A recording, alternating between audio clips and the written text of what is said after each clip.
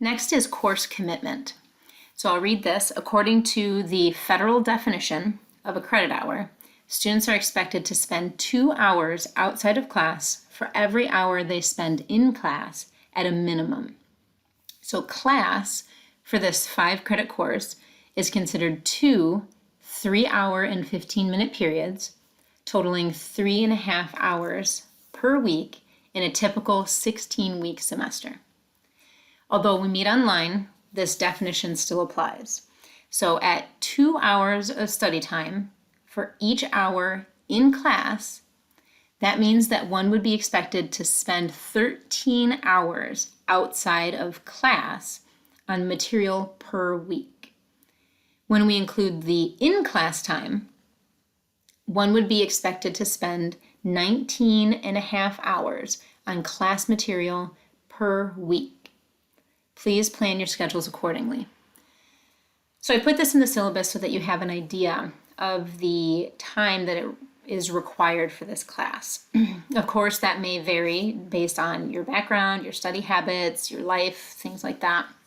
However, all courses have to go by this federal definition in order for it to be accredited. So for this class to be accredited, what is required of me as the instructor is to make sure that you have 2 hours of class study time required for every hour that you're in class. So the material that I am presenting for an hour's worth of in-class time should take you 2 hours of time outside of class to go through and to understand and to kind of reiterate in your brain, to where you can learn it and to where you know that information. So if I take the amount of time that is required for this credit class, which is actually 6.5 hours per week, and then we apply that 2 hours of study time, and then that 6.5 hours per week, because it's online, we have to include that as in-class time. That means that you would be expected to spend 19.5 hours on the class stuff per week. And again, this could be more or less depending on you and the situation. However, my point is that the materials that I'm giving you, the material that we're covering, the assignments and the quizzes and the exams and all of that should take you somewhere about that time. So please do keep that in mind and plan your schedules accordingly. So I don't recommend that you wait until Sunday night at 9 o'clock on Sunday night to get everything done by midnight. It's not a good use of your time, and you may not be able to get it done in that amount of time.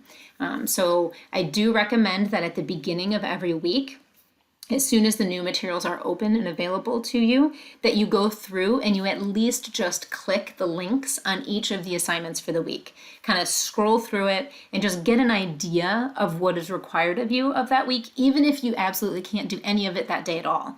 Just to get in your brain the idea of when you can then allocate time to this class throughout the week and kind of a general idea of what it's going to take. Because some weeks, for example, there will be a lab that you need to spend an hour preparing, and then you need to make observations. And the observations may not take very much time at all, but you should have that set up at the beginning of the week, and that's going to need time for you to set that up. Now, if you wait until Sunday night, and then that's when you open that up and realize that you thought maybe you were just going to have to write answers to questions, and now you find out that you have to set up a whole experiment, then you would not be getting points for that at the time, because there would be no way for you to set up the experiment and then do your observations, for example.